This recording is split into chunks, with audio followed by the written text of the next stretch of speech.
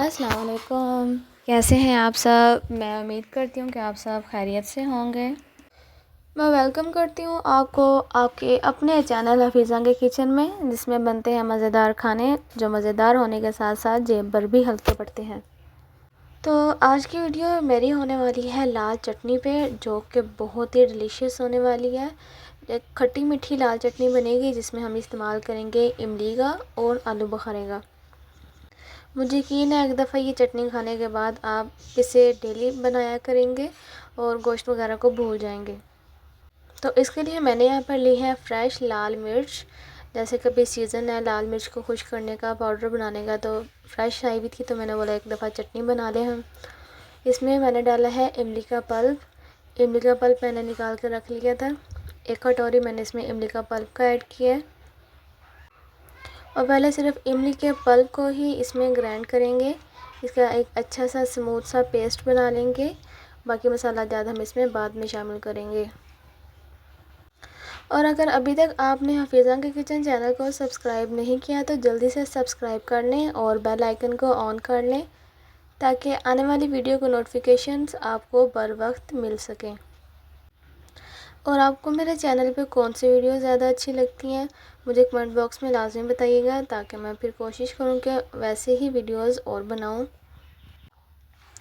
Mostly मेरा रुझान इसी साइड पे होता है कि मैं ऐसी वीडियोस अपलोड करूँ जो लोगों को ज़्यादा पसंद आए, यानी कि ऐसी रेसिपीज़ जो लोग खाना चाहें लेकिन वो अफोर्ड नहीं कर सकते, इसीलिए वो बनाते नहीं हैं।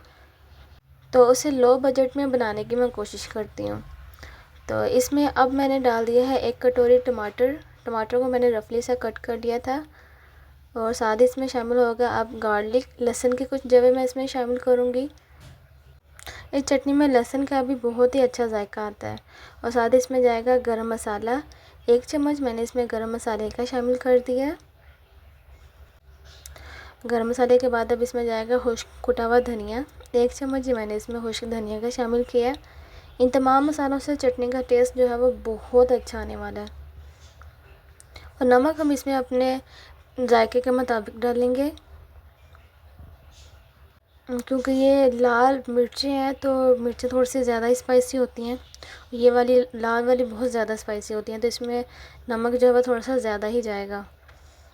और साथ ही इसमें मैं अब शामिल कर दूँगी आलू बुखारे का पल्प। आलू बुखारे को मैंने भिगो कर रख दिया था और उसमें से गुठलियाँ वगैरह सारी निकाल ली हैं। इसमें मैंने कोई पानी वगैरह का इस्तेमाल नहीं किया, किसी किस्म का दही इस्तेमाल नहीं किया। सिंपल इमली और आलू बुखारे से ही चटनी बनेगी और चटनी बहुत ही ज़्यादा मज़ेदार होने वाली है। लाजवाब चटनी बनेगी हमारी, खट्टी मीठी सी चटनी बनेगी। कभी सीज़न ऐसा आ जाता है कि बंदे का कुछ खाने का दिल नहीं करता, कुछ पकाने का दिल नहीं करता, तो आराम से ये चटनी बना कर रख लें। 2 से 3 दिन तक इसे पराठे बनाएं और साथ में चटनी लें और इंजॉय करें। जैसा कि आजकल मौसम है कि सुबह नाश्ते में कुछ भी खाने का दिल नहीं करता। अगर आपने ये चटनी बनाई होगी तो आपका दिल करेगा कि पराठे के साथ हम ये चटनी खाएं, और मुझे यकीन है आपको इसका बहुत ज़्यादा मज़ा आने वाला है। मैं इसे थोड़ी ज़्यादा क्वांटिटी में बना रही हूँ क्योंकि ये चटनी बहुत ही मज़ेदार बनती है और मेरे घर वालों को पसंद भी बहुत है। और इसका एक और इस्तेमाल ये है कि हम हंडिया बनाते हुए फिर इसमें ग्रीन चिली का इस्तेमाल नहीं करते, सब्ज़ मिर्च नहीं शामिल करते, इसी के 2 से 3 चम्मच डाल देते हैं, तो उसी से हंडिया का टेस्ट भी जो है वो बहुत मज़े का आता है। हमारा सालन भी बहुत मज़े का बनता है। कुछ लोग स्पाइस ज़्यादा खाना पसंद नहीं करते, तो इसमें से मिर्ची थोड़ी सी कम कर लें। चटनी हमारी जो है वो बन के रेडी हो चुकी है। अब मैं इसको यहाँ पे तड़का लगा रही थी। तड़का लगाते हुए सिंपल ये किया कि घी में थोड़ा सा ज़ीरा फ्राई किया और उसके बाद चटनी शामिल कर दी है। इसमें हमने 2 कटोरी इमली और आलू बुखारे का पेस्ट भी शामिल किया, तो थोड़ी सी नमी वगैरह है इसमें। ऐसे हम मीडियम टू लो फ्लेम पर पकाएंगे, इसमें जितनी नमी वगैरह वो सारी ख़त्म हो जाए और हमारी मज़ेदार से डिलीशियस खट्टी मीठी लाल चटनी जो है वो बन के रेडी हो जाए। ज़्यादा टाइम नहीं लगेगा, सिर्फ 3 से 4 मिनट में ही हमारा ये सारा पानी जो है वो ख़त्म हो जाएगा और हमारी मज़ेदार डिलीशियस चटनी जो है वो बन के रेडी हो चुकी है।